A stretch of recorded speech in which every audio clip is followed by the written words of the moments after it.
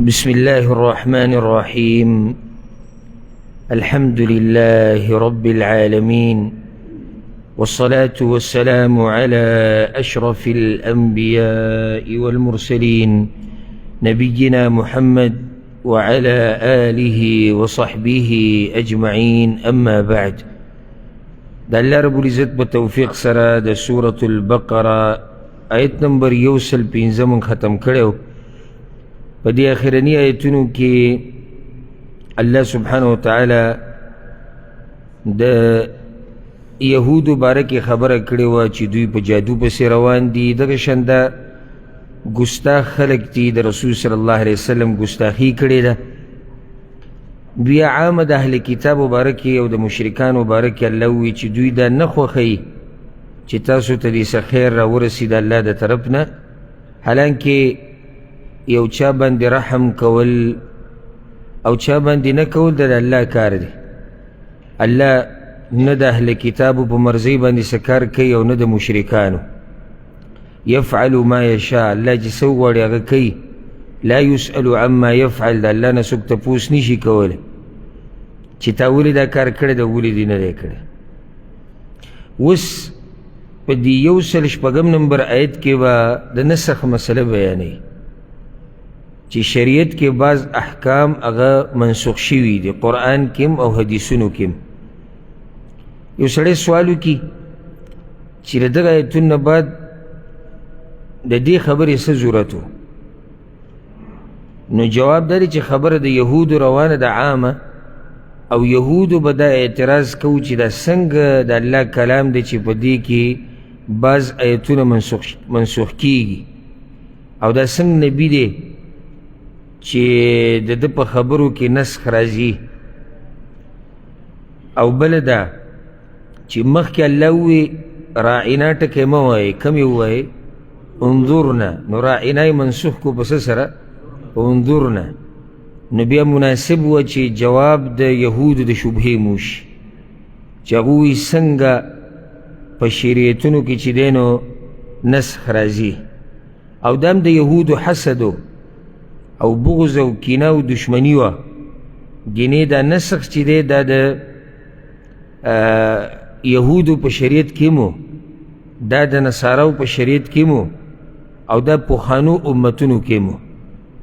لکه اسی مثال الله رب العزت د آدم علیه السلام د بچو دپاره دا جایز کړي چې د هغه لوڼه دي د هغه د زامنو سره واده وکړي. بیا وروسته دا مسله منسوخ شوه او خور او ورور یو بل سره نکاح نشي کولی. په هغه وخت کې ضرورت و د انسانانو د زیاتولو دپاره. دغه شان د نوح علیه السلام په وخت کې چې کله هغه د کشتۍ نه راکوشو، نو الله د هغه دپاره حلال کړي و هر قسمه زناور. بیا دا مسله منسوخ شوه او بعض الله حلال کړو او بعض حرام کړو.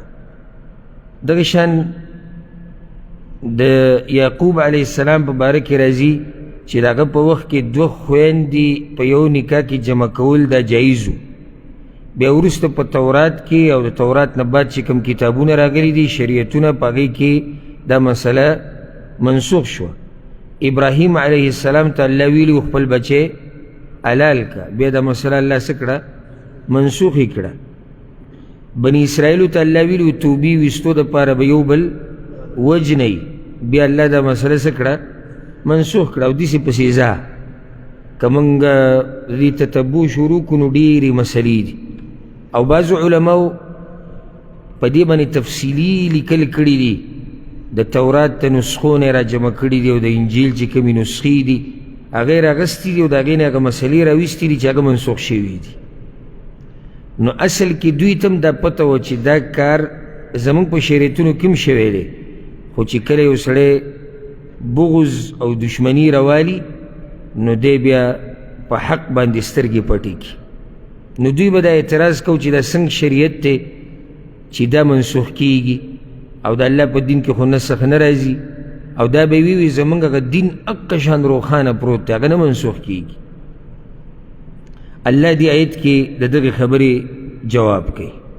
أعوذ بالله من الشيطان الرجيم بسم الله الرحمن الرحيم ما ننسخ من آية كچرت من منسوخ کرو یو آیت او ننسها یا هیر کرو اغیل رستانا نأتي بخير منها أو مثلها نروڑو من غور داغین یا پشان داغی ما ننسخ من آیت او ننسها اللہ وی من نمنسوخ کو یو آیت یا ہیرو تانا مگر روڑو داغینا غور یا داغی پشان مختصر خبر بوکو دا نسخ پا بارکی حالانکہ دا دیر تفصیلی خبری دی او پخپلو زینو کی دا دی بحث کی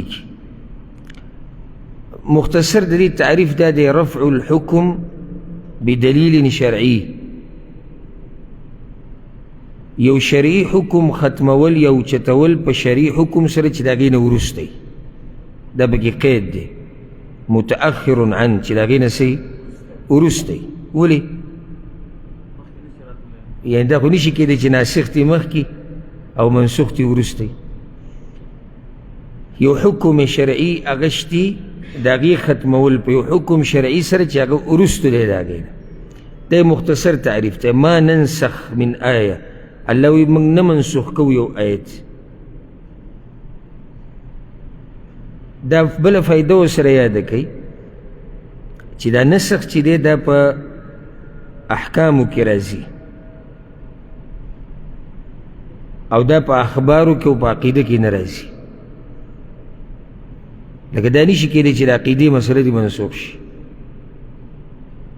ولې عقیده خو بنیاد دی نو دا نشي منسوخ کېدی اخبار هم نه منسوخ کېږي لکه د پخوانو امتونو قصې یا رسول وسلم د زمانې د خلکو قصې ځکه چې قصه چې منسوخ کړي خو بیا معنی دی چې کېدی شي دروغ وي پکې دا نشي کېدی چې نوح علیه السلام قصه دي چې اوس منسوخ شو اخبارو کې نسخ نه راځي احکامو کې راځي حلال او حرام امر او نهي الله وی دا کارو کې دا مه کوئ یو کار نه منع کول دی یو کار اباحت په دې کې نسخ دا واقعه یا د نسخ دا مسله دا راتلی شي الله وی ما ننسخ من آیة او ننسها موږ نه منسوخ کوو یو آیت یا که چېرته موږ منسوخ کړو یو آیت او ننسها یا یې هیر کړو تانه دلته یو مسله یاده کړئ نسخ په درې قسمه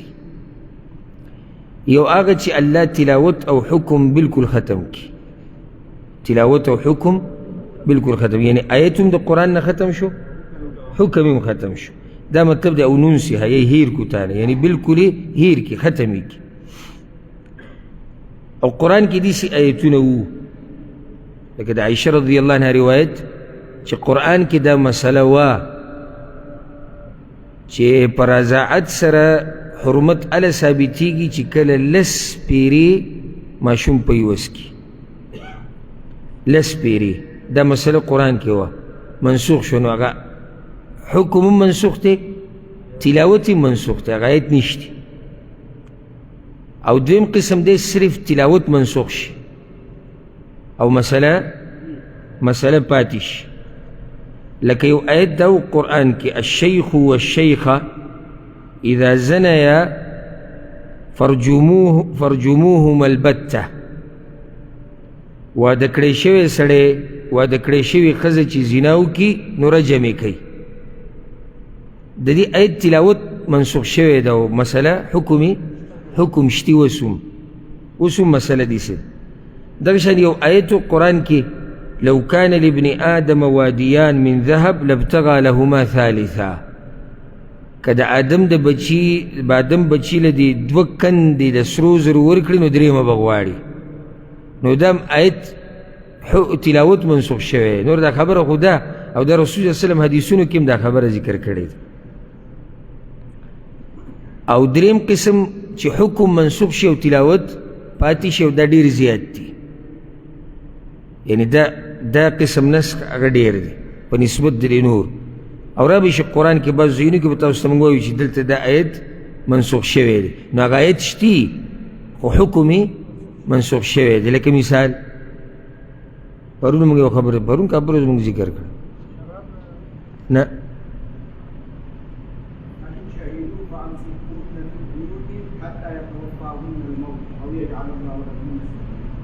دا مسله منسوخ شوی د یو پیدا مثال دی. یعنی یو ښځه باندې زنا ثابته شوه نو دا به په کور کې بندی. دغه شان یو مسله چې کله د یو ښځې خاوند مړ شي نو عدت به څومره تېروي؟ 1 کال. دا منسوخ شوه. او داسې نورې ډېرې مسلې را روانې دي. نو دا قسم نسخ په نسبت د دې نورو څه دی هغه ډېر دی. نو کله څوک به دا 3 بیان کړي.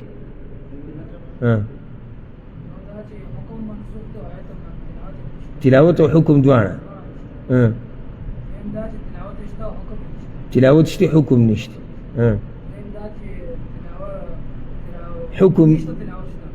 حکم نشته او تلاوت شته. بارك الله فيك.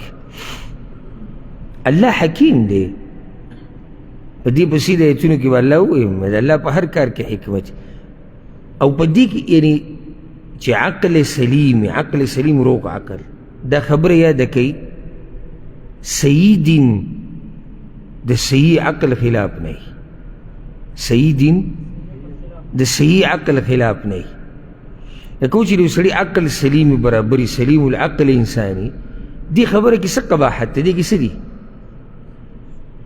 لکه د الله دپاره خو اوچت مثالونه دي. کله تا ته یو ډاکټر دوايي ولیکي بیا یې بدله کړي درته ولې بدلوي؟ په تا زوروری یا دغه وخته پورې تاله فایده درکوله اوس بله تا ته ولیکي بله نسخه. الله رب العزت په خپلو بندګانو باندې ښه پوهه دی چې اوس دوی دپاره کومه خبره مناسب ده او کومه نه ده مناسب نو بدله یې کړي. او ځکه دا شکر وباسئ شکر به دې وباسئ چې الله تا ته نعمت در نصیب کړي د غاړې د ایښودو الله ته. لکه اوس که څوک دا ووایي موږ ته چې یاره الله دا ویلي دی او بیا یې دا ویلي دي موږ وایو آمنا وصدقنا زموږ رب ویلي دی بس صحیح دا ډېر اوچت نعمت دی. ګورئ رسول صلی الله علیه وسلم دا ویلي دي بیا یې دا ویلي دي بس زموږ په ایمان دا هغه منسوخ شو.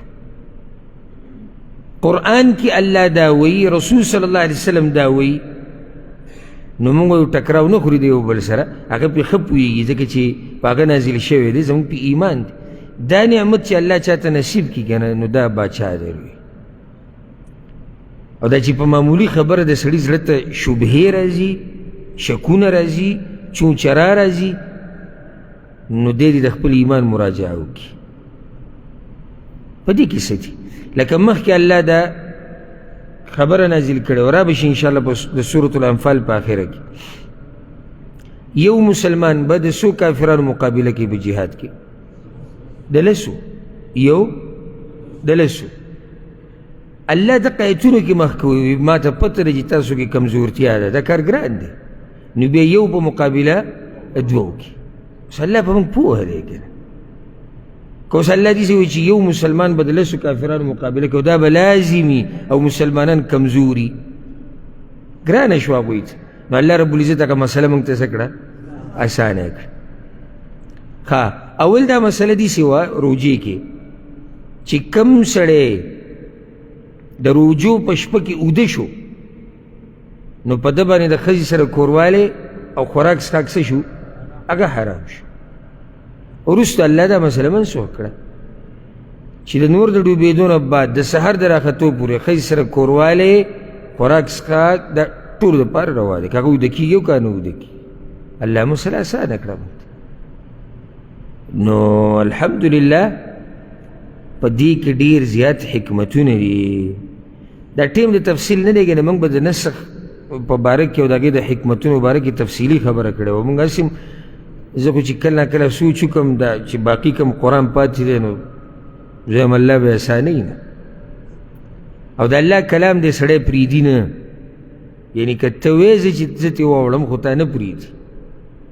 او زه د بعضو مولیانو ته حیران شم د زموږ په دې ملک کې چې اولنۍ یو سپاره کې پوره یو میاشت یو نیمه پروت و بیا د یو کم 10 سپارې په 1520 ورځو کې ختموي او زه دې ځای نه واوړ او زه دې ځای نه واوړ او زه دې چې صرف په آخره کې صرف دا خبره وچلېږي چې دلته څه شی وه دوره تفسیر شو. نه زموږ دې سره کار نه دی. څوک وی او که نه ویل د دوره تفسیر شوی مقصد دا دی چې اورېدونکی د الله کلام ټول واوري او په هغې څه شي په هغې پوهه شي. نو چې هرې خبرې هرې ټکي سړی تفسیر کې دی کلونه اوړي کلونه. زموږ دغه عام تفسیر چې د بوزې ده چې د تفسیر د قرآن ده ما ته ښکاري دا چې موږ پکې اوس په سوره اعراف کې یو او تقریبا انشاءالله دغه شان به وي چې د دې 12 دی که 11 کال روان دی. چې کله سړی تفصیل سره خبره کوي هغه ډېره اوږدېږي.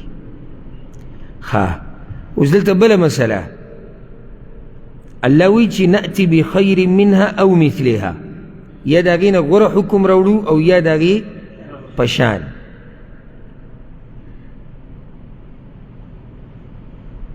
اوس دلته د نسخ یو څو قسمونه نور. کله الله مسله منسوخ کي د هغې په شان ته، یعنی یو حکمي هغه لر کي د هغې په ځای بل حکم راوړي او دواړه صحیح یو شی. مثال قبله بارک الله فیک د بیت المقدس نه واړوله څه ته قبله څه ته واوړېده دا راته هم نه ده پته. اوس چې زموږ دا قبله ده کومه ده کعبه ده که د بیت المقدس نه کعبې ته واړوله نو یو شی دی. ها بعض علما وایي چې یعنی یو شان مطلب دی چې اجر یو شانی او داسې باقي تفصیل پکې، خو دا به ښکلی مثال دی چې دا یو شان دی. کله الله رب العزت یو مسله منسوخ کړي او د هغې نه اسانه راوړي، یعنې هغه چې کومه وه هغه څه وه هغه لږه سخته او دا چې راله کومه څنګه ده اسانه. او دې دپاره زما دوره تدبر القرآن به واورئ، هلته ما دې ځای کې ښه تفصیل کړی. او ښکلی مثال به همدغه دی کوم چې اوس موږ ذکر کړو چې رجوع په شپو کې اوده شوي نو په تا خوراک څښاک جما په تا حرامه شو. دا مسله الله منسوخ کړه او اسانتیا یې راوسته. نو چې کومه راله دا څه وه اسانه ده د هغې نه کومه چې منسوخ شو. ښه کله الله ګرانې ته واړئ، یعنې هغه چې کومه وه هغه څه وه هغه اسانه وه، بیا څه شوه ګرانه شوه. په دې مثال د شرابو د حرامول او دغه شان مثال مخکې دا و چې کومه ښځه زنا وکړي نو هغه بنده کوي کور کې او تر دې چې هغې له مرګ راشي یا سړی او دا احکام را به شي انشاءالله سورة النساء کې به تفصیل لازم خپل شي. هغه منسوخ شو په دې چې واده کړی شوی سړی او واده کړی شوي ښځه که زنا وکړي نو دا به رجم کېږي. کله داسې چې الی غیر بدل یعنی منسوخ شي یو داسې څه ته چې هغه بلکل د دې په بدل کې نه وي. څنګه لکه مخکې قرآن کې دا مسله الله بیان کړې دی سورة المجادله کې به راشي چې تاسو کې څوک هم د پیغمبر صلی الله علیه وسلم سره خبرو له ورځي نو اول دې څه وکړي صدقه دې ورکړي. دا منسوخ شو څه ته واوړېده هیڅ څه ته وانه وړېده. دې ته الی غیر بدل یعنی په بدل کې څه نشتي چې تاسو کې څوک د پیغمبر سره اذا ناجیتم الرسول فقدموا بین یدی نجواکم صدقه، پیغمبر سره چې څوک جرګه کوي نو مخکې صدقه ورکوي. وروسته الله معاف کړه خو د هغې په ځای څه بل څه ونه وي چې یعنې زه خیر د صدقه مه ورکوئ، د صدقې په ځای دعا غواړئ یا د صدقې په ځای دا کار کوئ یا د صدقې په ځای دا کار کوئ. بله مسله هغه دا ده چې قرآن منسوخ کوي، دا خو واضحه ده. قرآن منسوخ کوي او قرآن حدیث منسوخ کوي. یعنی رسول الله صلی الله علیه وسلم یو خبره کړې ده هغه منسوخ شي په څه سره په قرآن سره، او حدیث یو بل منسوخ کوي. رسول الله صلی الله علیه وسلم خبره کړې ده وروسته بله خبره وکړه هغه زړه څه شوه منسوخ شوه. او راجح قول دا دی چې قرآن په حدیثونو سره منسوخ کیږي. ولې ځکه چې دواړه څه دي دواړه وحی ده او رسول صلی الله علیه وسلم د ځان نه خبره نه کوي. نو الله اوس یو خبره کړې د قرآن کې او بیا حدیث دې راشي چې دغه مسئلې منسوخ کړي نو دې کې څه حرج نشته ځکه چې رسول صلی الله علیه وسلم بیانونکی د څه دی د قرآن دی او هغه یو خبره ذکر کړي چې دا مخکې داسې اوس داسې ده خو د الله په حکم کې هغه هم د ځان نه کوي نو نسخ په دې څلورو طریقو سره راتلی شي والله اعلم د هغې نه به د الله رب العزت وایي الم تعلم دلته یو بل قرت پکې شتي د هغې وضاحت به وکړو ما ننسخ من آیة او ننسها معنی یعنی هیرې کو یو بل قرات پکې دی او ننسأها د هغې معنی لیټ کول دي یعنی الله وایي زه کله یو آیت منسوخ کم کله یې څه کم لیټ یې کم وروسته یې کم او په دې هر څه کې د الله حکمتونه یي ألم تعلم أن الله على كل شيء قدير آیتن پویږي چې یقینا الله په هر څه قادر دی چې په هر څه قادر دی نو په څه قادر دی یعنی یو مسله منسوخ کولو باندې قادر دی د هغه بادشاهي ده هر څه کولی شي ألم تعلم أن الله له ملك السماوات والأرض آیتن پویږي چې یقینا الله د هغه دپاره بادشاهي د اسمانونو او د ځمکې ده بیا نامناسب دی چې د ځمکې او د اسمانونو بادشاهي او ته دا اعتراضات کوي چې ولې دی داسې کوي او ولې هغه سان کوي دا نه دی مناسب وما لكم من دون الله من ولي او نشتی تاسو لره سوا د الله نه څوک دوست ولا نصير او نه مددګار داسې بادشاهي ده د الله چې په هغې کې د الله نه علاوه نسته دوست څوک شته او نه مددګار چې معنی چې هر څه په خپله مرضي وکړي دې څوک نشته ځکه چې بادشاهي هغه خالص د الله ده ګوره یو سړی وي که دنیا کې بادشاهیان یا زورور خلک یې زه به هغوی ته یم هغوی هم د هغه وخته پورې یو کار نشي کولی چې څو پورې الله نه یې غوښتلی ښه بیا علما الولي او النصیر کې فرق بیانوي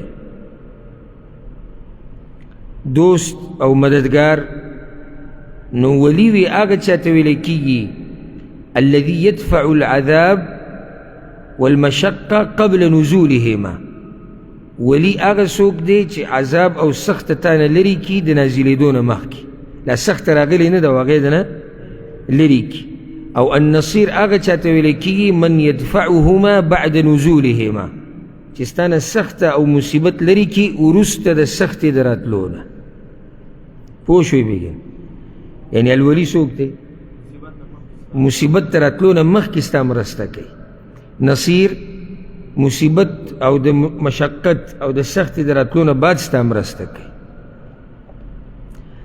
د هغې نه بعد الله رب العزت وس یهودو ته رټنه ورکوي بله ځکه چې دوی به دا بېځایه اعتراضات کول یو اعتراض یې نږدې تېر شو څه شی قرآن کې ولې نسخ راغلی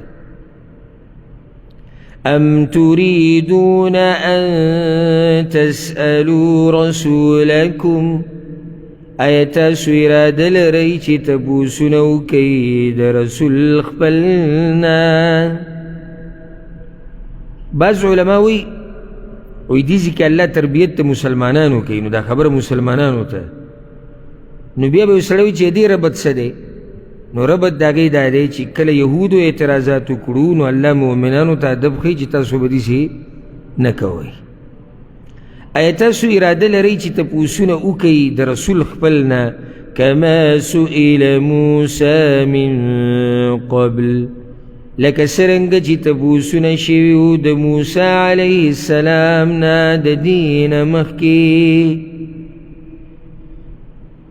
ولې سوال کول ناروا دي څه په طریقه د اعتراض بارک الله فیک معنی دا چې آیا تاسو اراده لرئ چې تپوسونه وکئ د خپل پیغمبر نه په طریقه د اعتراض لکه څنګه چې تپوسونه شوي د موسی علیه السلام نه په طریقه د اعتراض او بعض علما وایي ام مطلب دی بل ام تريدون بلکې تاسو اراده لرئ چې تپوسو کوي د خپل پیغمبر نه.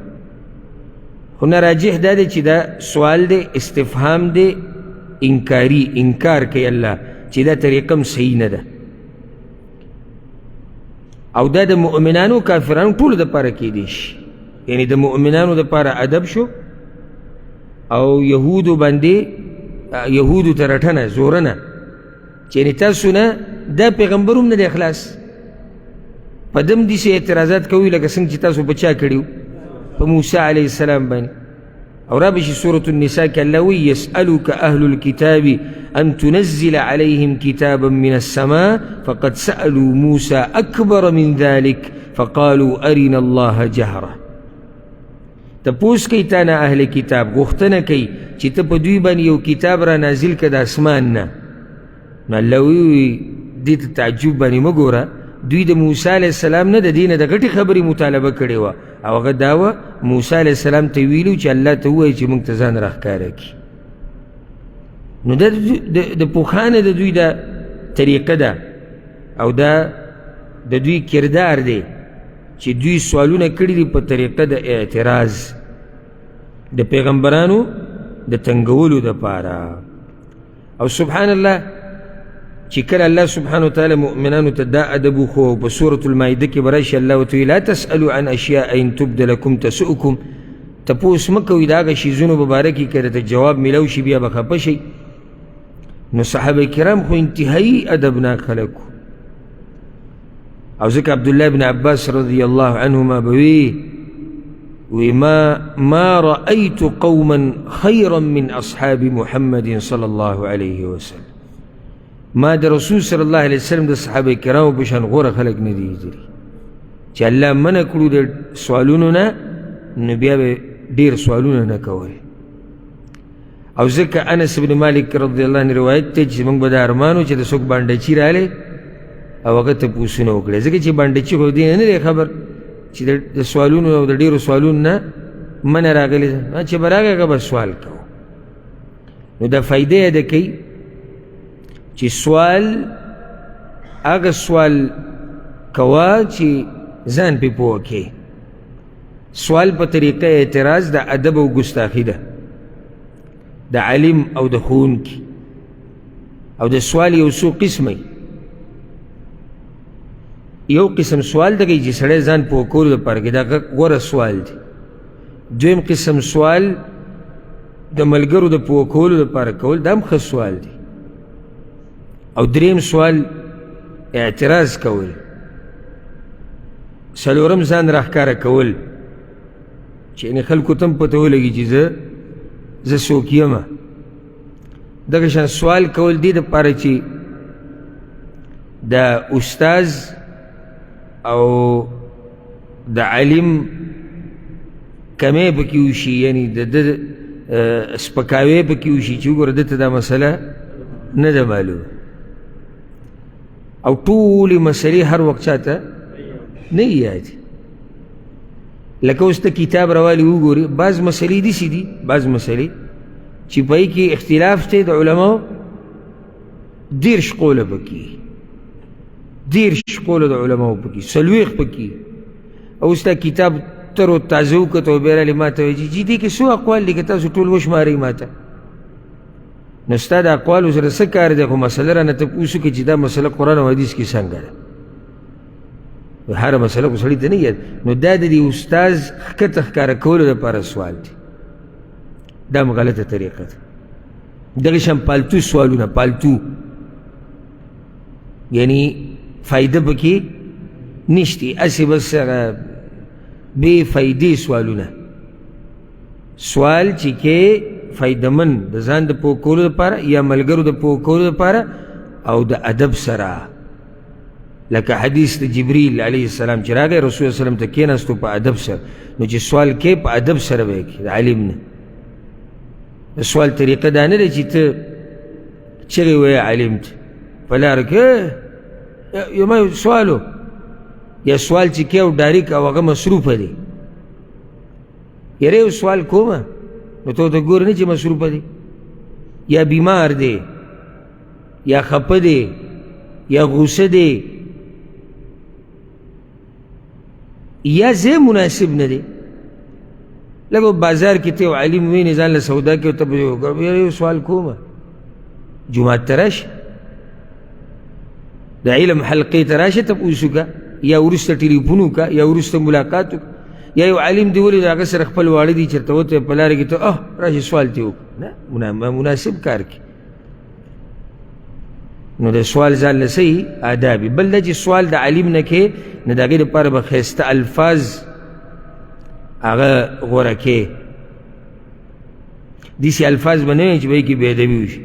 یاره تا چا بل ورځ خبره نه تاسو چا بل ورځ خبره کړې وه او موږ وایو تا نه به تپوس نه موږ به تا نه تاسو نه تپوس وکړو او ته څه وایې او تاسو څه وایې. نو په دې یو حقیقت به نه خفه کېږئ چې موږ دې سره عادت نه یو ډېر وجه دا ده د هغې یو غټه وجه ده چې موږ اکثرو خپلو مولیانو او خصوصا پوخانو اوسنو کې هغوی موږ د دې سوالاتو سره عادت کړي نه یو ځکه چې د سوال ګنجایش پکې نشته. د مولوي صاحب خبره حرف آخر دی یعنی بس وآخر دعواهم ان الحمد لله رب العالمین او خبره ختمه شو. اخوا بیا که یو مسله تاته نه ده معلومه نو دا ستا خپل قسمت دی ځان له حل کوه که جبریل علیه السلام راغی تاته بیان کړه او که بل څوک راغی خو ته به د مولوي صاحب نه تپوس هغه نه کړي. اوس ما ته دا پته نه شي چې دا مولوي صاحب دی د څه دپاره یعنی د عالم خو کار دا دی چې دې خلکو ته د دین مسله واضح کړي. نو چې زه اوس تاسو ته دا ووایم چې وروڼو واورئ ما نه به ګورې د قرآن په باره کې سوال نه کوئ. نو زه دلته ناست یم بیا خو چې زه را خپل لت کوپړي راوالم او ځمه نه بلکې زه به دا ویم چې زه راته وضاحت کوم خو که په زړه کې دې څه اشکال و نو بیا رانه تپوس وکړه هېڅ خبره نه ده. که راته معلوم و جواب به یې درکم که راته نه و معلوم جواب به یې را پیدا کم بس. نو دا د عالم کار دی. ومن يتبدل الكفر بالإيمان او سوک چی کفر واخلی پا بدل دا ایمان کی فقد ضل سواء السبیل نو یقینا دے گمراہ شدنی غلارینا. ولی دا سوال کول کفر دے سر چا اللہ وی سوک دا ایمان پا بدل کی کفر والی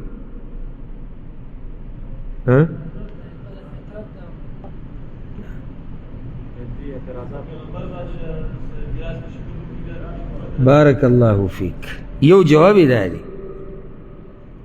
دلتا مراد اعتراضات تی دا اللہ پا دین باندی نو دا خو کفر دی.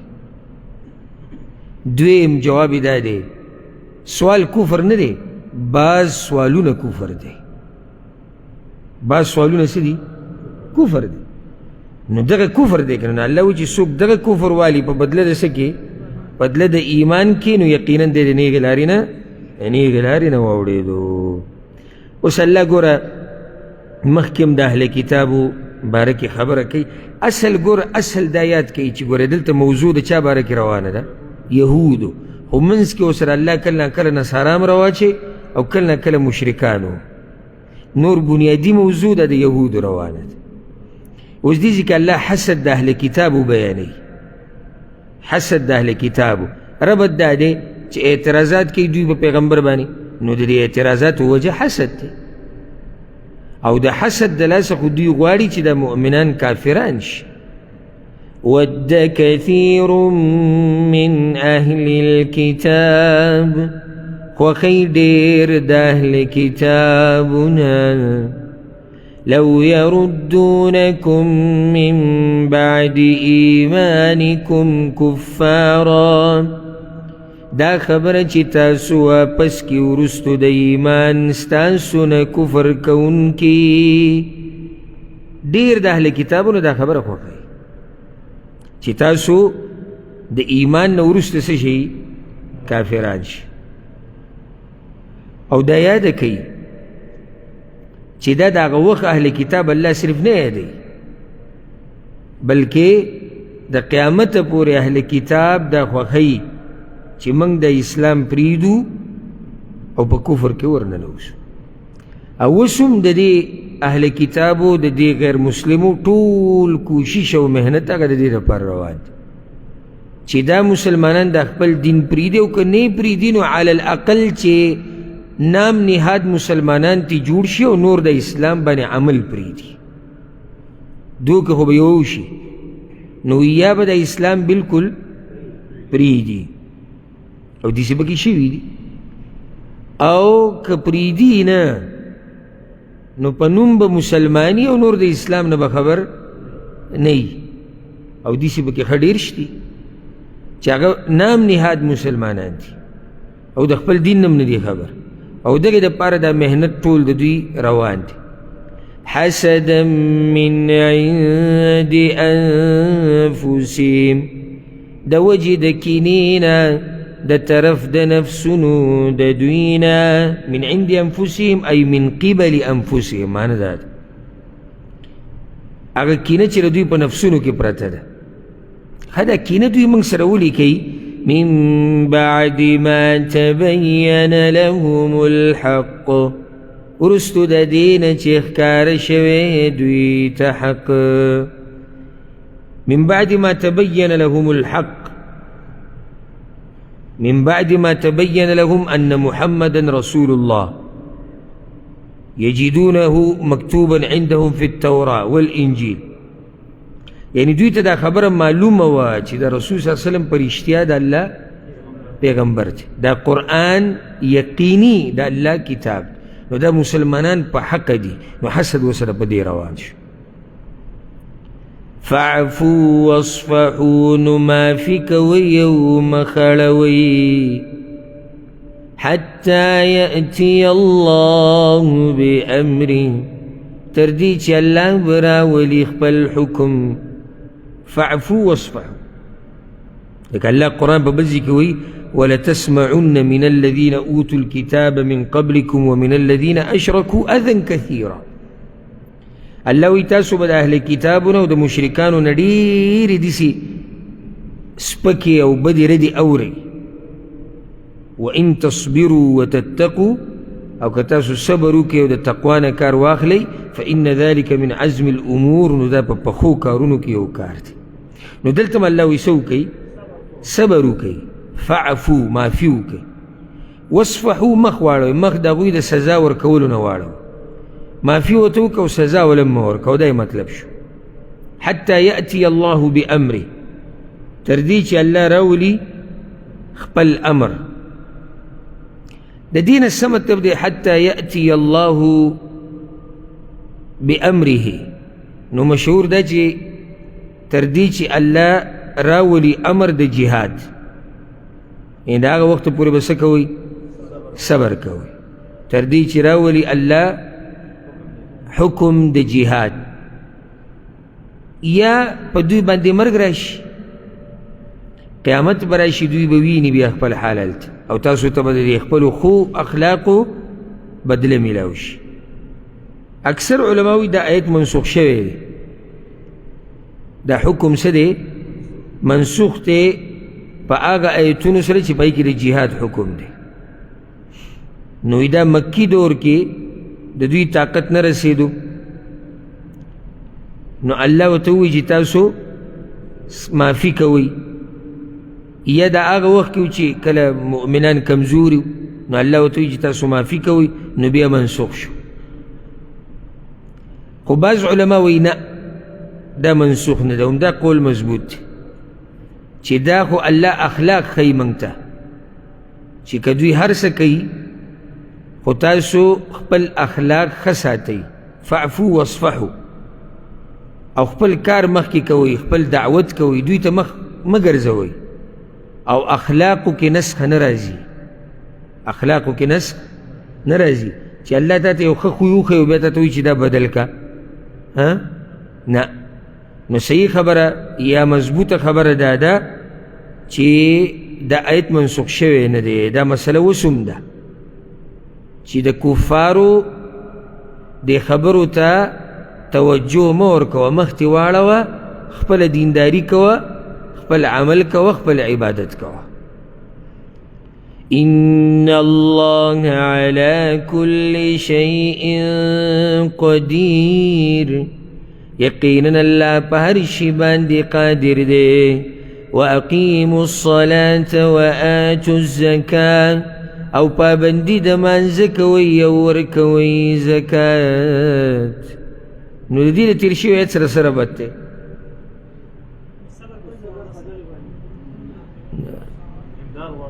نه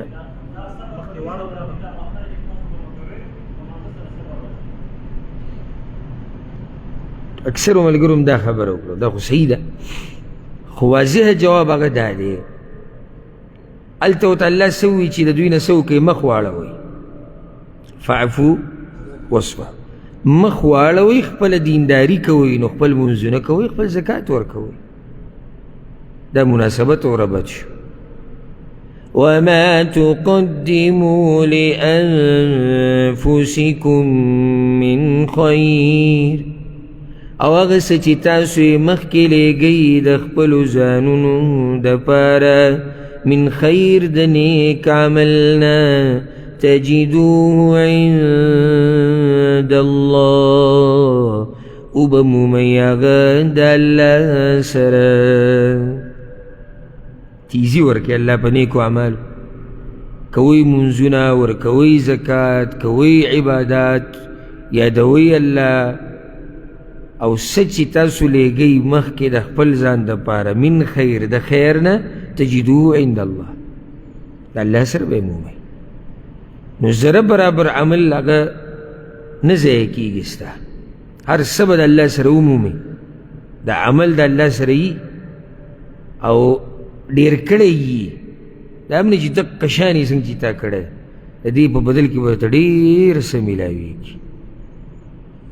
نو کله چې نیکي وکوئ که نه، نو وقتی طور فایده مه ګوره، مؤمن د دنیوي فایدو سوچ اول نه کوي، بنیادي چې موږ بندګي د الله کوو دا د آخرت دپاره کوو، د الله د راضي کولو دپاره کوو، او که چېرته دې کې دنیوي فوایدو نو دا به طبعا د هغې سره راغلي، او که دنیوي ظاهري فایدې پکې هم نه نو زموږ دغې سره څه کار هغه نشته.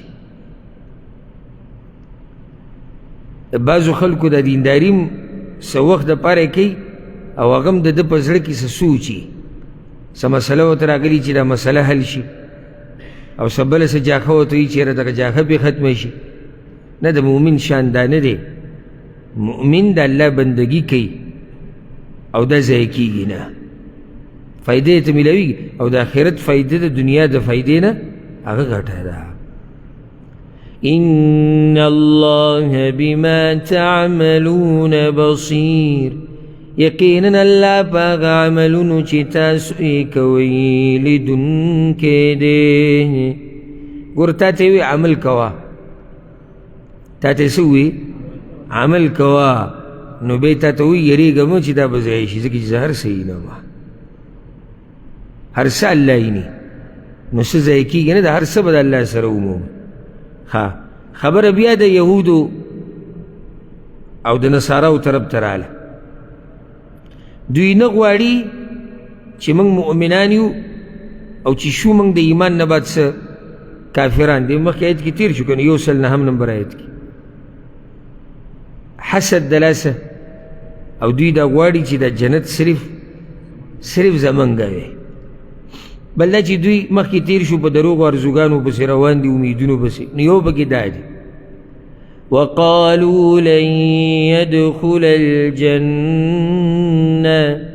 او وی دوی چې هیڅ چرې به نه ننوځي جنت ته إلا من كان هودا أو نصارى مگر هغه څوک چې یهودیان یا نصارایي. دا رټنه ده د دوی په دې دعوه باندې وس چې را پالتو دعوی دي چې جنت ته به نه ننوځي مګر یهودی او نصراني.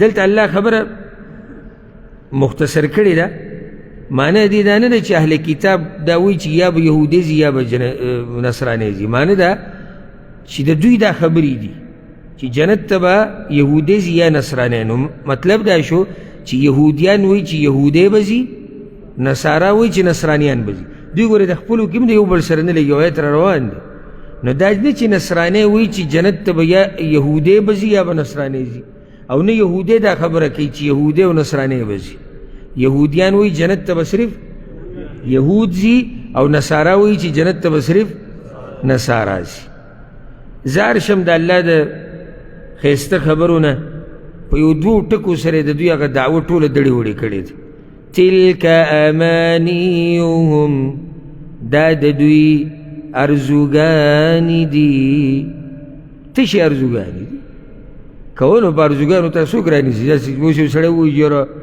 زه به دا یم او زه به دغه یم او زه به خو تشې دوړه داسې پوکې دې ورکړو ټول هر سهال وبسي تشې خبرې دي الله وایي تشې ارزوګانې دي امیدونه یې ډړۍ لګولې ده چې صرف یهودي به جنت کی او بل وی صرف په نصرانی او حقیقت دغه دی کوم چې په دې صورت کې بیانې قرآن نه دی منلی پیغمبر نه مني او جنت ته به صرف دوی سي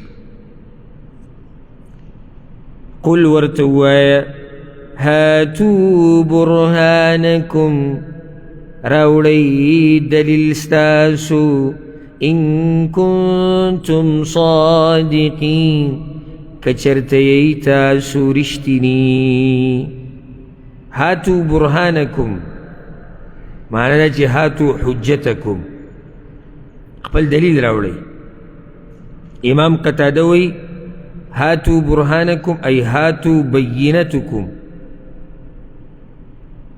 بینتکم علی ذلک راوړئ خپل دلیل په دې خبره باندې ان کنتم صادقین که تاسو چې ته رښتیني یې په دې خپله دعوه کې دا طریقه الله موږ ته وښوه چې مطالبه د څه به کې د دلیل به کې او دین بنا دی په دلیل باندې او یو ورځ مې د یو مولوي صاحب تقریر اورېدو وایي دا بعض هره خبره کې وایي چې دلیل او دلیل اشاره یې موږ ته نو اوس هره خبرې دپاره خو هم دلیل نه وي دا یې د جمعې په خطبه کې عوامو ته وي وی اوس د هرې خبرې دپاره هم دلیل نه نو چې دلیل نه نو بیا د دا خبره هم خبره نه ده خبره خو په دلیل سره خبره کیږي یعنې داسې خو دوی هم خبره کړې ده بیا خو به یو یهودی هم موږ ته دا وایي چې یاره د هرې خبرې دپاره دلیل خو نه یا به نصرانی وایي چې زه مړه څه کار هم ځان له جوړ کړی په هره خبره خو دلیل نه خو بس موږ به جنت ته ځو بیا خو مزې شو دا خبره به دلیل ثابتې هره خبره چې کې د هغې دپاره به دلیل ښیې بې دلیله خبرې دا په دین کې نه چېرېږي او دا زموږ چې دیني لحاظ سره موږ څومره یعنې شاته تللي یو که نه نو د هغې یو غټه وجه دا ده چې موږ چېرته یا زموږ مشرانو اکثرو هغوی د دلیل مطالبه نه ده کړې او زمونږ اکثرو مولیانو صاحبانو د دلیل د ښوو مزاحمت نه دی کړی دا چې مزاحمت د دلیل د ښوو نه دی کړی بیا د هغې دوه وجې دي یا خو مولوي صاحب غریب ته پخپله خبره دلیل نه دی معلوم هغه اورېدلې ده موږ ته بیانوي او دویمه ده د ده سره دلیل نشتی د ده سره د سره دلیل شتي نه نو دی به تا ته دلیل د کوم ځای نه وښایي نو ځکه اوس بعضو پکې لا دا پیښې شروع کړي دي بیا ورځ مې د یو مولوي صاحب سوالات جوابات کتو آنلاین جوابونه ورکول نو چې چا به ته ورڅخه تپوس وکړو چې دا مسله څنګه ده او دا جایز دي حدیثونو کې وی راغلی او نه دي جایز حدیثونو کې راغلی او جایز دي د حدیثونو کې راغلی نو دا اوس ما د بل چل ول شروع کړی ځکه چې عوامو به اعتراضات وکړو چې یاره تاسو خو مسله باندې نه دلیل ښایي نه نور څه نو اوس د خلکو د خوشحالولو دپاره ورسره دا ټکی ولګېدو چې څه کې راغلی ده حدیثونو کې خو ګوره حدیث خو شتي نه نو دا هم اسانه شوه مسله بیانوو بیا اوس څه وایه حدیثونو کې راغلی نه نه جي دا نشتي حدیثونو کې نه ده راغلی دا څه خبره شو خبره چې کوې بیا به پوره دلیل ورسره کوې بلا بلکې خبره داسې نه ده الله وایي څنګه چې دوی وایي چې صرف په یهودی جنت ته ځي یا به صرف نصرانی ځي دا خبره داسې نه ده خبره څنګه ده الله یې بیانوي من اسلم وجهه لله چاچی تابع کو مخبل اللہ تا وهو محسن ویغنیک عملا. سعید بن جبیر رحمه اللہ وی بلا من اسلم وجهه لله معنی اخلصا چاچی تابع کو مخبل اللہ تا معنی جی چا پا عمل کی اخلاصو. وجهه وی معنی دا چی دینه چاچی خپل دین خالص کرو چا لرا للہ اللہ لرا. وهو محسن محسن وی معنی دا چی ای متبع فیه الرسول صلی اللہ علیہ وسلم او پا دی عمل کی تابیداری دا چا کئی دا پیغمبر صلی اللہ علیہ وسلم. نا قدوہ خبری شوی چی نیک عمل دا قبل دا پارا دو شرطونی دی چی خالصی او دا پیغمبر پا طریقی نو ادری مطلب دا دے فَلَهُ أَجْرُهُ عِنْدَ رَبِّهِ نوی بدا دا پارا اجر دا پنیز دا رب دا ولا خوف عليهم ولا هم يحزنون او نبی سیر پا دوی باندی او نبدوی غم جنشی. دیسی خبر مخ کی تیر شوی دالتا وضاحت شو. وس اللہ سبحانہ وتعالی دا دوی یو بل حقیقت بیانی اغدا چی دا دومره حسد گردی تاسو دا سوچ مکوی چی دوی یوازی تاسو سر حسد کی دوی خپلو کی مران دی دا اہل کتاب دوی پا خپلو کی مران دی. وقالت اليهود ليست النصارى على شيء او یهودیان چی ندی نصارا پیس دین باندی. وقالت النصارى ليست اليهود على شيء او نصارا چی ندی یهودیان پیس دین باندی. یعنی دوی خپلو کم تناقض دے او تباغض دے او عناد او حسد خپل منس کم پروت. معنی دا چی دوی کے ہر یو خپل مخالف گمراہ گنی کگار سو کی.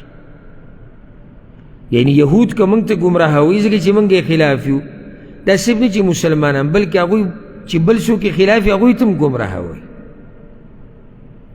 خودم رده چی دا طول بیا مسلمانانو تا یو کی گی اگه یو دلیل روان ده انشاءاللہ. تکی طولو تا پتر چی دا دین پا حق ده خود دوی دا یو که ده با دیسی نگرنی چی دوی دا یو بل سرا روگ دی دوی دا یو بل سرا مران دی. دلیل پیدا دی. یهودیان دا خبر که نصارا دا که عبداللہ بن عباس رضی اللہ عنہما وی کل چی دا نجران نصارا دا رسول اللہ صلی اللہ علیہ وسلم خوال رالو نو پا دغا ٹیم کی دا یهود یو سو مولیان رالو کی نستو دا رسول اللہ صلی اللہ علیہ وسلم پا خواہ کی بس دغا نصاراو سا خبرو کرد یهودو پہ اعتراضو کچی نا خودی سی ندا اگوی نا دی سی ندا بس یهودیان را گرم شوی ما انتم علا شئی تاسو پا ایس دین نے او منگ نمنو نا عیسیٰ علیہ السلام منو نا انجیل منو کفریو کو انکاریو کو. اگر نجران والو کی باز را پاسی روی ما انتم علا شئی تاسو دا سر پا ایس دین نے نمنگ موسیٰ علیہ السلام منو نمنگ تورات منو. اللہ دا ایتون نازل کرو وقالت اليهود ليست النصارى على شيء وقالت النصارى ليست اليهود على شيء. سوال دا دوی دا خبر صحیح دا کہ غلط ہے؟ ہاں سو کو تا صحیح ہوئی دلتا چاہ صحیح ہوئی دوانا بایس دین ندی دوانا بحق دین ندی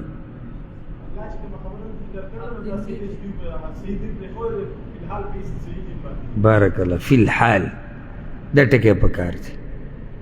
یعنی دا خبر دوی صحیح دا چی دغا وقت کی دوی پا اس دین ندی ولی رسول اللہ صلی اللہ علیہ وسلم راکا لے دے کہ قرآن کریم نازل شوئے دے دا دین بعد دوی پا کم صحیح دین بانی پاتی شو خبری دا دوی صحیح دی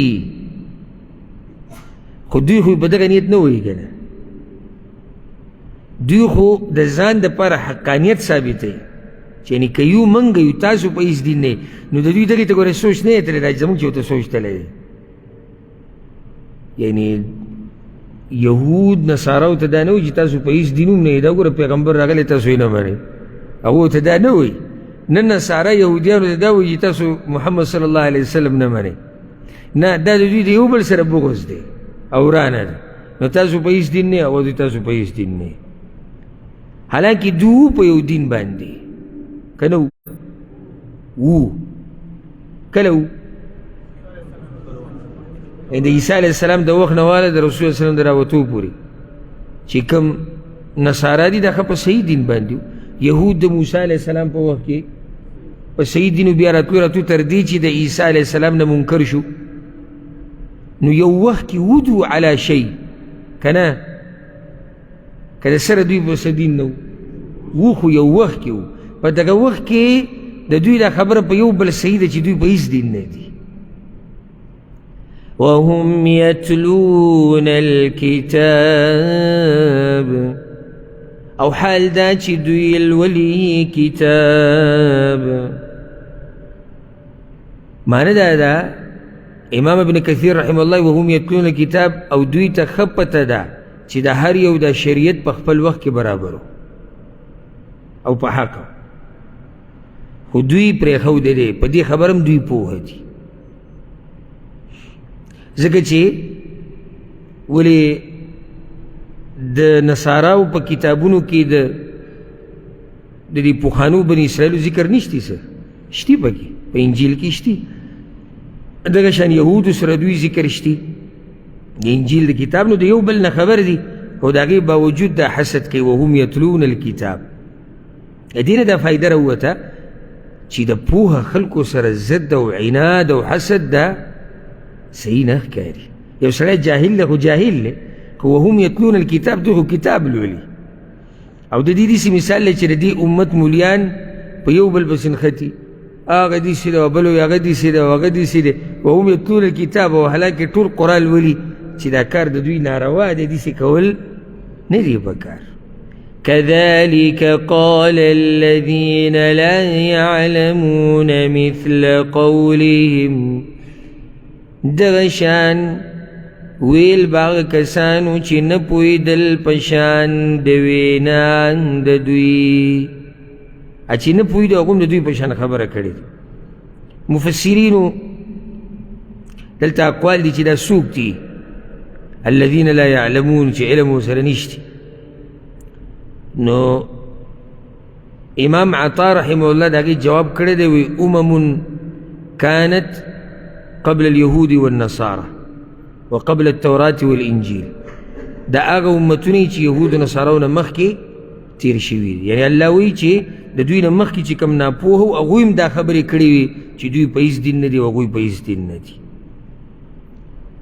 او یو بل قول دا دی چې دا مشهور دی چې د دې نه مراد د مکې دا مشرکان دي ځکه چې دوی به وي چې رسول صلی الله علیه وسلم په هېڅ دین باندې نه دي امام ابن جریر رحمه الله هغه دا فیصله کړې ده چې دا آیت عام دی ټولو دپاره برابر دی لا یعلمون په پخوانو کې هم دي او لا یعلمون څوک دي دا مشرکان هم دي د مکې ده نو د یهودو نصاراو دا وینا بلکل د هغوی د وینا په شان ده فالله يحكم بينهم يوم القيامة نو الله به فیصله وکړي په منځ د دوی کې په ورځ د قیامت فيما كانوا فيه يختلفون په هغه څه کې چې دوی په هغې کې اختلاف کوو اختلاف یې په څه کې کوو یو وایي چې زه په حق یم بل وایي زه په حق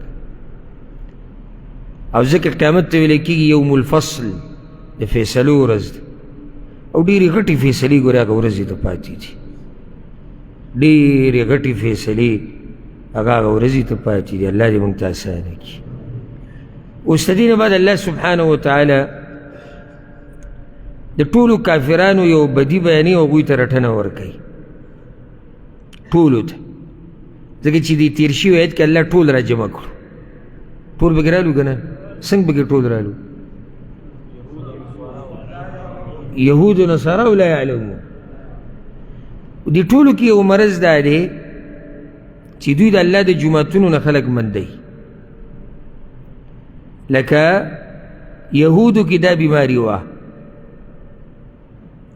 او نصاراو کې دا بیماری وه، د بیت المقدس نه به خلک بندول. د مکې مشرکانو کې دا بیماری وه، مسلمانان یې نه و بند کړي په مکه باندې، بند کړي وو.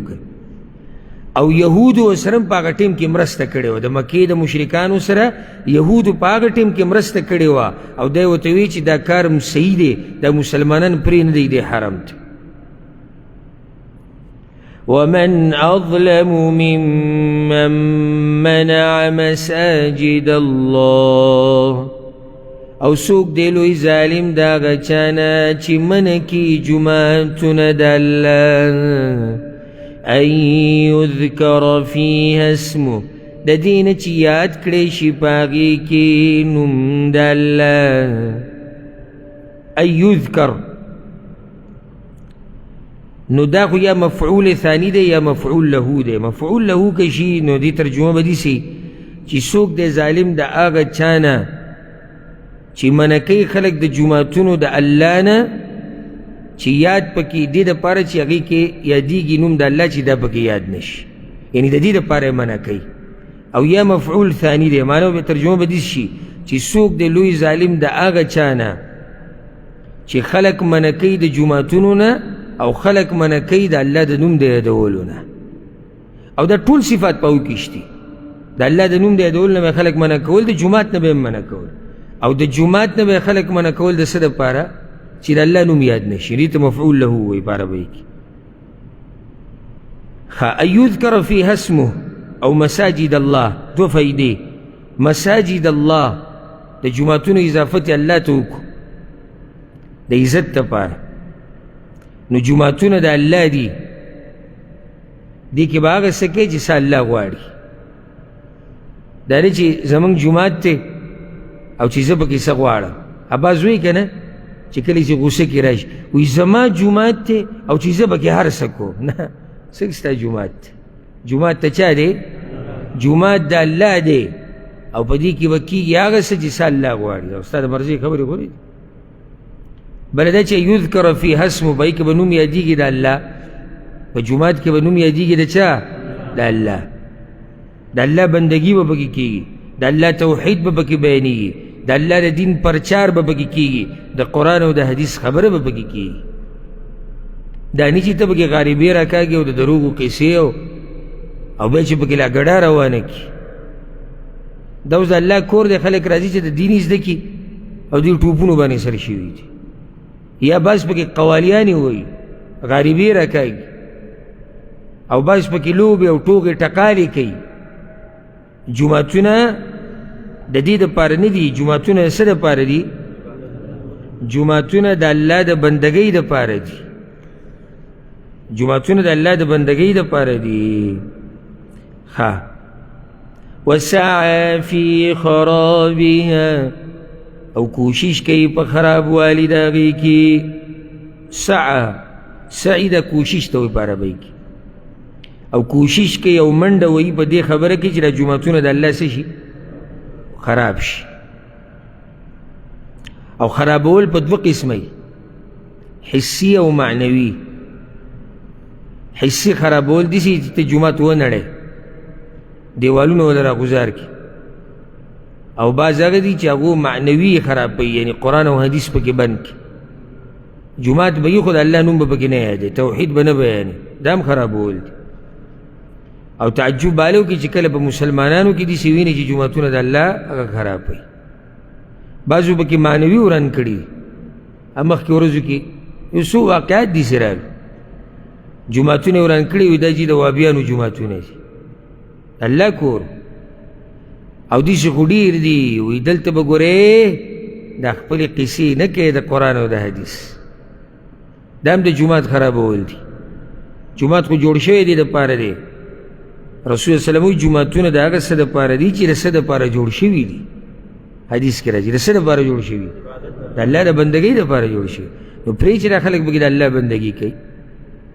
بل دا چې جومات چې کله جوړ کړو که نه، نو دا مسجد د الله دی وقف دی کو نو بیا خلک د پوزې نه مزوړنده وه زمونږ په دې بازو کې دا مشکل ومي که نه یو خو دا قسمه کارونه کار خیر زمونږ خلک لږ کوي دا حقیقت دی او چې وی کې سهار ماښام به راته بیا په جومات کې نیغ ولاړي نن جدا چلو شو نن جدغه چلو شو بس دی نو جومات ته جوړ کړی دی پرېږده الله ته ته راځه خدمت یې کوه خو خلک خو مه تنګوه که نه مولا غریب به د مرۍ نه نیولی عوام به یې راتنګ کړي تاسو جومات لږ وختي کوله او نن هم لږ لیټ کو او دا لیټونه موږ لګوو تاسو یې خراب ووي موږ پلانې کار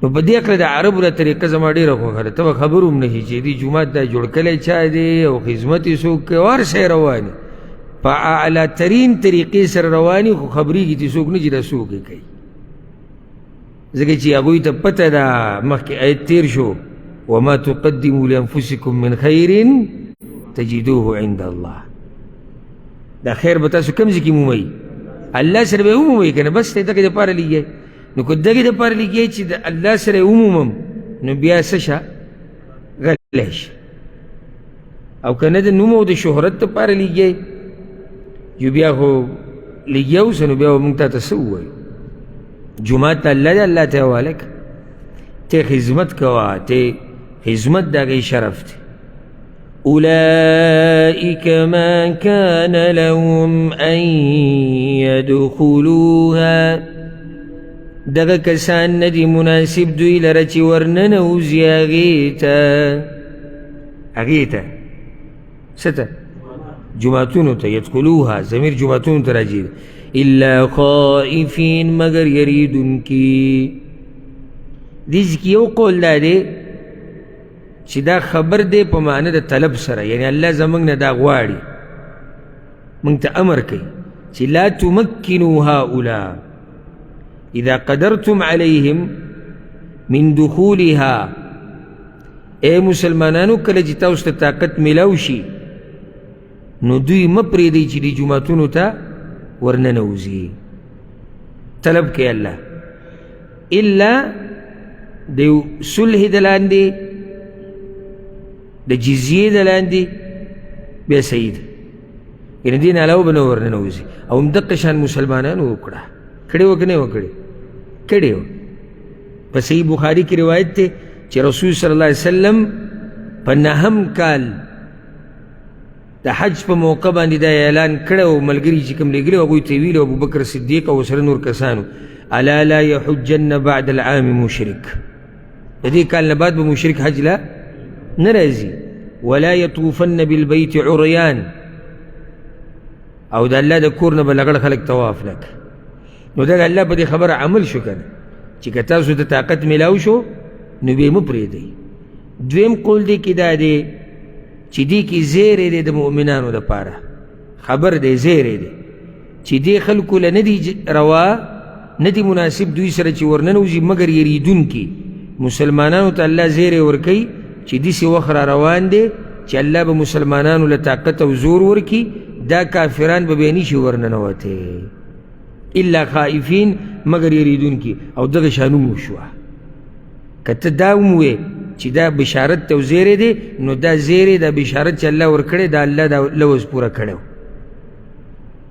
حرم مکی الله مؤمنانو له نه ورکړی کافرانو باندې رعب او دبدبه نه راغلي وه پې لهم فی الدنیا خزي د دوی دپاره په دنیا کې شرمندګي ده الله شرمولی دغه خلک د مؤمنانو په لاسونه هم شرمولی دي او د هغې نه بغیر هم شرمولی دي ولهم فی الآخرة عذاب عظیم او دوی لره په آخرت کې عذاب لوی دی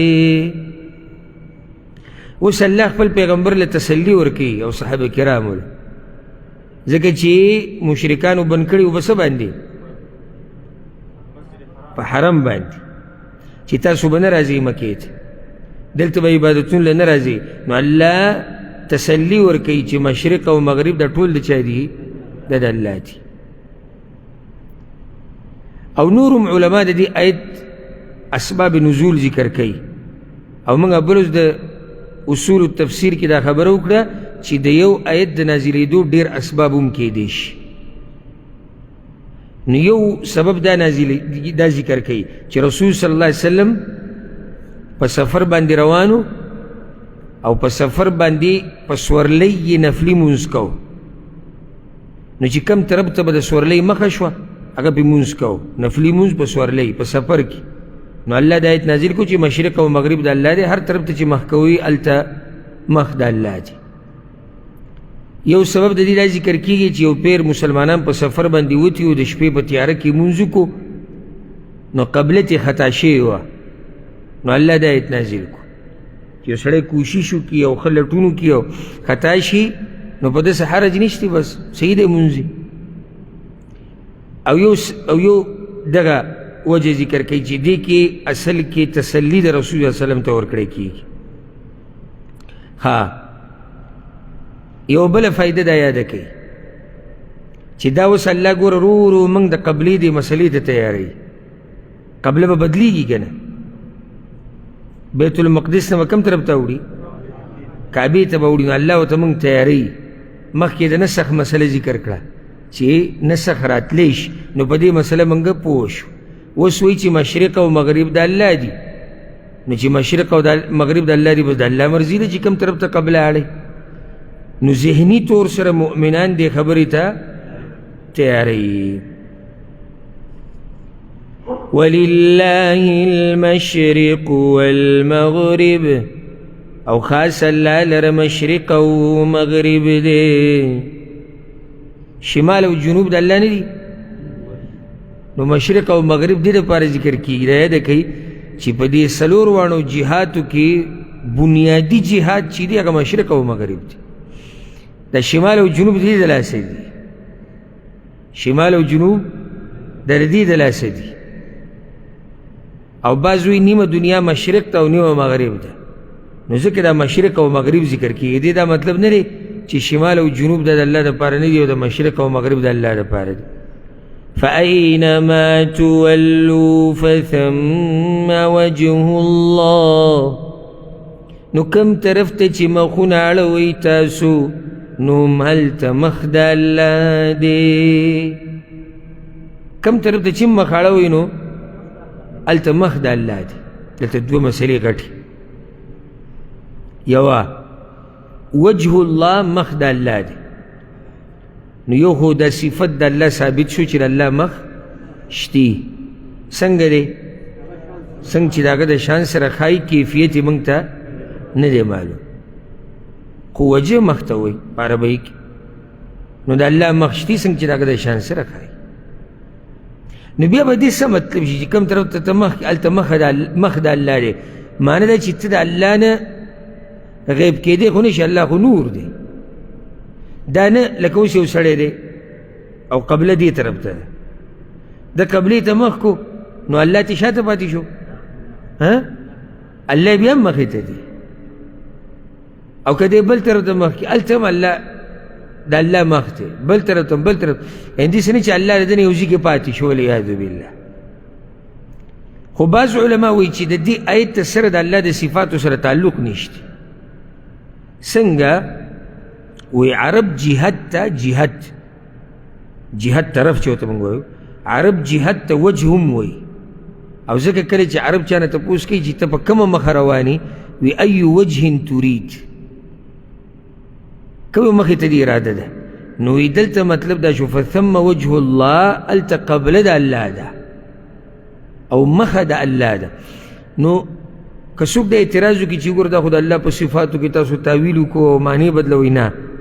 اول هغه علما وایي چې دلته د الله صفات نه دي ذکر، هغو د وجه جهت معنا لي. او دویم د الله وجه خو موږ اصل کې منو، رد په هغه چا دی چې هغه د سره د الله وجه نه مني. خو چې کله یو عالم یو مسلمان د الله مخ مني په حقیقي معنو سره، او دی بل ځای کې وایي چې دلته د وجه معنی دا ده او قرائن ورسره او دلایل ورسره، نو په دې انکار نشي کېدی. ولې؟ ځکه چې خو مخ د الله مني، هغه د مخ د الله نه منکر خو نه دی. نو فاینما تولوا فثم وجه الله. ځکه عبدالله بن عباس وایي معنی دا ده چې فثم قبلة الله، هلته د الله قبله موجود ده. که تاسو مشرق ته مخ کوئ او که تاسو مغرب ته مخ کوئ. امام مجاهد هم دا تفسیر کړی دی. خو وجه الله ما راته ووایي چې مخ د الله او په هغې مې پوه کړی چې څنګه مخ د الله هر طرف ته دی، نو دغه تفسیر واضح دی. ان الله واسع علیم، یقینا الله پراخ فضل والا په هر څه پوهه دی. نو د دې سره څه تعلق شو چې الله څنګه تنګي نشته؟ دا خبره صحیح ده، خو چې ما به پوه کړي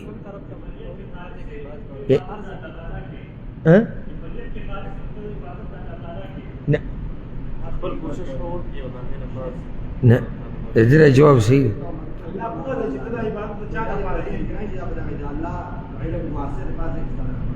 یاره کېدای شي سوچ دې ښه کړی دی. نه نه دغه جواب مخکې نورو ملګرو. الله پراخه فضل والا دی. واسع دلته په معنی د موسع سره الله پراخه کوونکی دی، پراخي راوستونکی دی. په مسلمانانو یې تنګسیا رانه وسته، څنګه چې تا وي خو ته یې تعبیر لږ که صحیح کړی وی د اول نه. جواب هم دقه و چې الله په مسلمانانو تنګسیا رانه وسته. او ته په سفر کې په سورلۍ باندې سوري او نفلي مونځ کې چې کم طرف ته څه شو، کم طرف ته دې مخه ده، دا تنګسیا ده او که پراختیا راله؟ پراختیا راله. هغه چې خطا شوي و د شپې په توره تیاره کې الله ورته وایي مونځ هم صحیح دی، تنګسیا راله که پراختیا راله؟ پراختیا راله.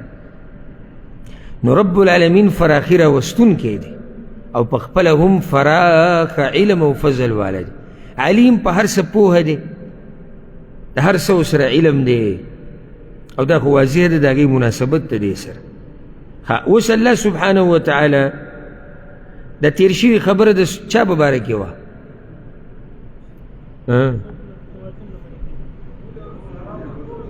بارک الله فیک. یهود و نصاراو ټولو لپاره. اوس الله رب العزت درې ډلې ذکر کړې که نه، یهود، نصارا، مشرکان. اوس د دې درې واړو مشرکانو، د دې درې واړو ډلو ګمراهي ذکر کوي چې دوی په یو ګمراهۍ کې اتفاق کړی دی، او هغه ګمراهي دا ده چې دوی د الله دپاره بچی ثابت کړی دی. یو مناسبت یې دا کیدی شي. بل دا دی چې الله وی ولله المشرق والمغرب، د الله دپاره مشرق او مغرب دی. نو اوس وایي چې د چا مشرق او مغربي نو د هغه بچي ته څه ضرورت دی؟ او دا فایده ده کې د علما چې دا ربطونه بیاني د آیتونو په منځ کې یا مناسبات سورتونو منځ کې یا آیتونو منځ کې، دا ګوره ټول اجتهادي مسلې دي. دا څه دي؟ اجتهادي دي. یعنې هغه عالم کوشش کوي یو ربط را پیدا کړي. د دې به دا مطلب نه چې دا ربط د الله د طرف نه راکوز شوی دی. پوه شوې به دې که نه؟ نو هغه عالم کوشش کوي د خپل علم مطابق. ځکه بعض یو ربط یو شان ربط بیان کړي، بعض بل شان مناسبت او ربط بیان کړي. وقالوا اتخذ الله ولدا، او وی دوی چې نیولی دی الله بچې. داسې ظالمان. یهود به وي وقالت اليهود عزیر ابن الله وقالت النصارى المسيح ابن الله. یهود وي عزیر د الله زوی دی، او نصاراو به وي عیسی علیهم السلام د الله زوی دی، او مشرکانو به وي دا ملائک چې دي د الله لوڼه دي. دلته یو فایده ده که بچې په دوه قسمه،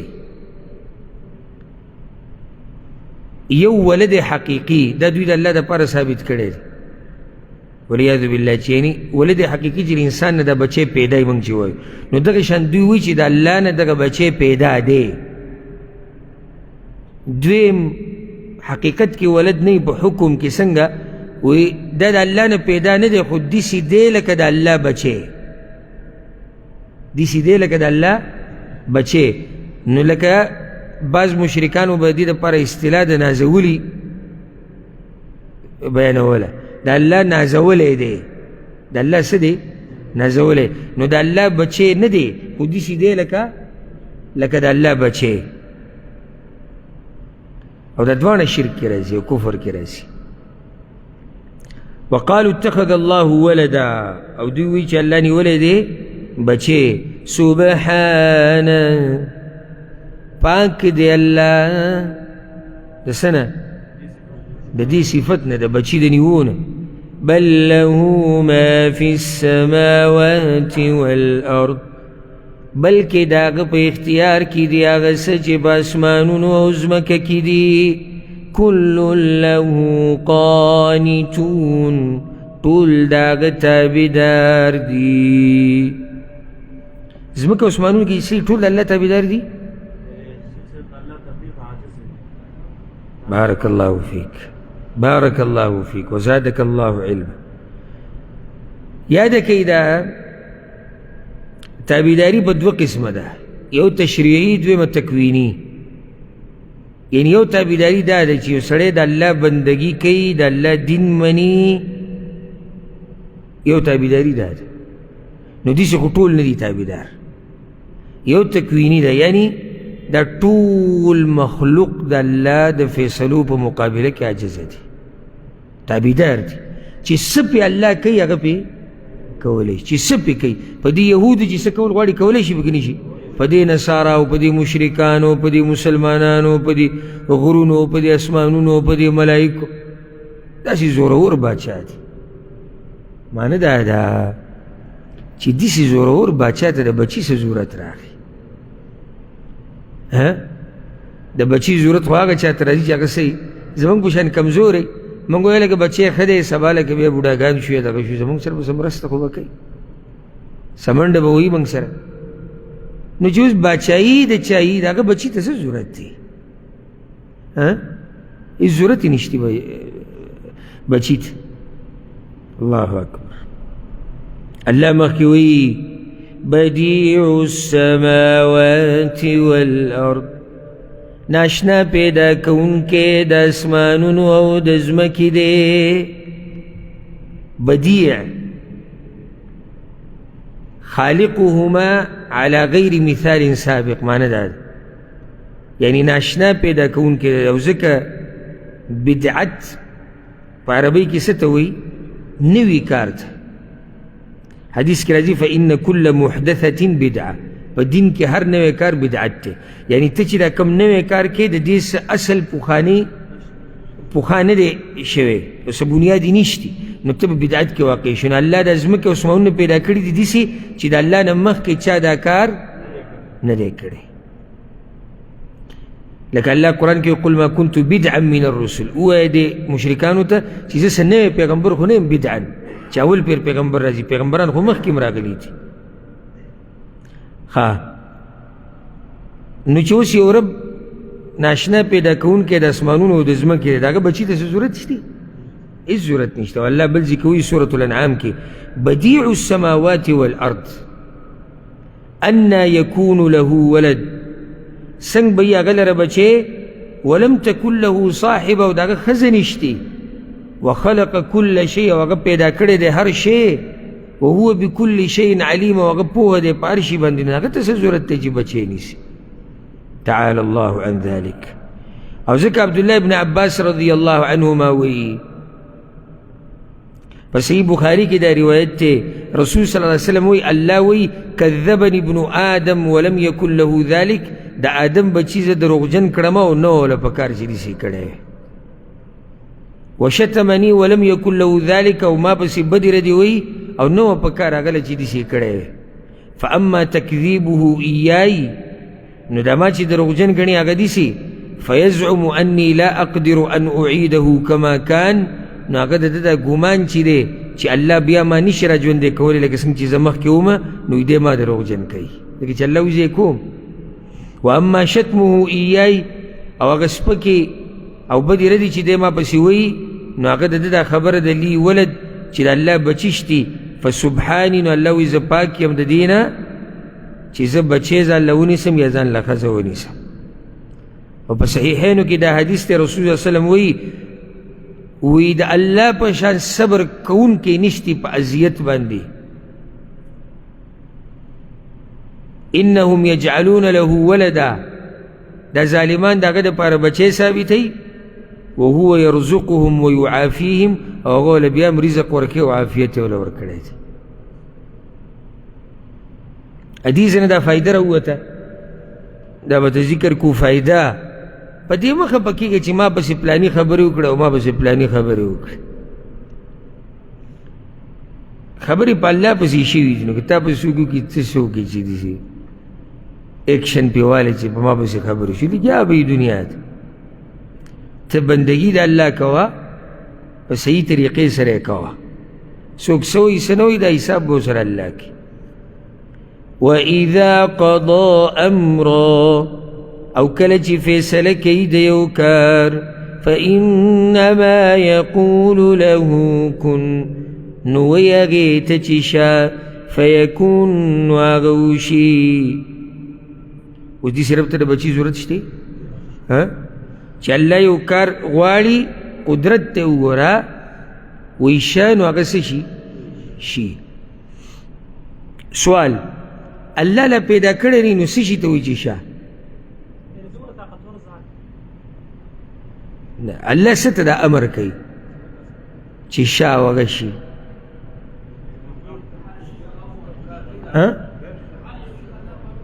نه هغه شي ته جواب به دې صحیح که تعبیر دې داسې هغه شي ته چې د الله د هغې د پیدا کولو اراده لري یا اراده یې ده هغې ته هغه شي ته وایي کن شه نو هغه فیکون شي شي.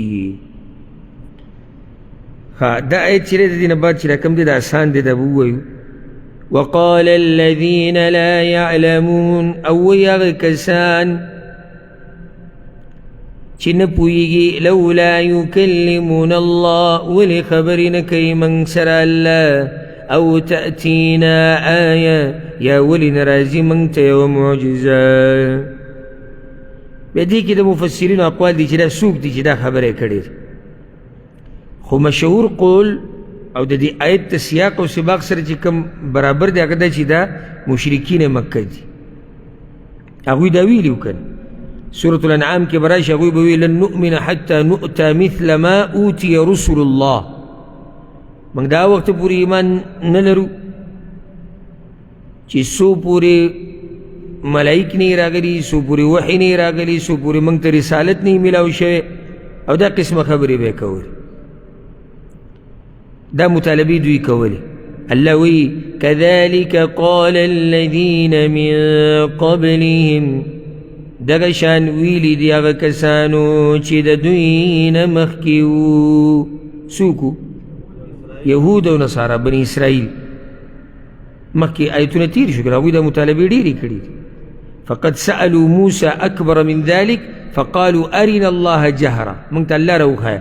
د مکې مشرکانو هم دا ویلو وایي موږ به ستا خبره اله ومنو چې الله موږ سره خبرې وکړي پخپله یا یوه معجزه راوړه. كذلك قال الذين من قبلهم د دوی نه مخکې ویلې و هغوی دغه شان وینا مثل قولهم د دوی د خبرو په شان تشابهت قلوبهم یو شان شوي دي زړونه د دوی د یو بل سره. په څه کې یو شان شوي دي؟ په کفر په شک کې په نافرمانۍ کې په دې اعتراضاتو کې په دې غلطو مطالباتو کې په دې کې دا ټول یو دي. قد بينا الآيات لقوم يوقنون یقینا من بیان کړي دي ډېرې نښې د هغه خلکو دپاره چې یقین لري. هغوی ووایي که نه او تأتینا آیه چې راشي یو نښه. الله وایي نښې خو موږ ډېر شی بیان کړي دي راوستي هم دي راښکاره کړي هم دي. د قرآن د آیتونه دا هم نښې دي د الله خو دا د هغه چا دپاره دي چې لقوم یوقنون چې څوک خو یقین لري که نو چې یقین نه لري که ده ته ډېرې معجزې او نښې راښکاره کړي خو دی نه مني. ځکه اوس الله پیغمبر ته وایي چې ته په دې نه مکلف چې ته به د دوی مطالبې پوره کړې. ته ما دې دپاره نه یې لېږلی. إنا أرسلناك بالحق بشيرا ونذيرا یقینا موږ ته لېږلی په حق سره زیری ورکوونکی او یره ورکوونکی. که دوی تا مني او که نه مني خو الله یقینا ته موږ لېږلی ستا دوه کارونه دي یره ورکول او زیری ورکول ولا تسأل عن أصحاب الجحيم او تپوس به ونه کړی شي ستا نه په باره د جهنمیانو کې تسلي چې ستا کار دعوت ورکول دي مطالبې به ته نه پوره کوي چې دوی به نښې غواړي ته به ورته ښکاره کوې بله دا دوی ایمان راوړي نه راوړي دغه تپوس تا نه څوک نه کوي چې ولې دا جهنمیان جهنم ته لاړ الله تعالی دا تپوس نه کوي او یو قرت کې داسې دي ولا تسأل عن أصحاب الجحيم او تپوس مکوه د جهنمیانو مبارک دلته ولا تسأل مبني للمجهول دی الته ولا تسأل یعنی ته تپوس مکوه څنګه یعنی رسول صلی الله علیه وسلم ته الله وایي چې تپوس مکوه چې د جهنمیانو به څومره سخت عذاب وي خلک داسې وایي که نه یاره تپوس مکوه کومه سخته چې وي هغه تېره کړې نو معنی دا ده چې تپوس مکوه د جهنمیانو مبارک دوی له خو به الله سم عذاب ورکړي نو په دې به اکتفا وکړو انشاءالله سبا به د 100 نمبر آیت نه شروع کوو الله سبحانه وتعالى دې موږ پوه کړي په قرآن او په حدیث باندې هذا والله أعلم وصلى الله وسلم على نبينا محمد وعلى آله وصحبه أجمعين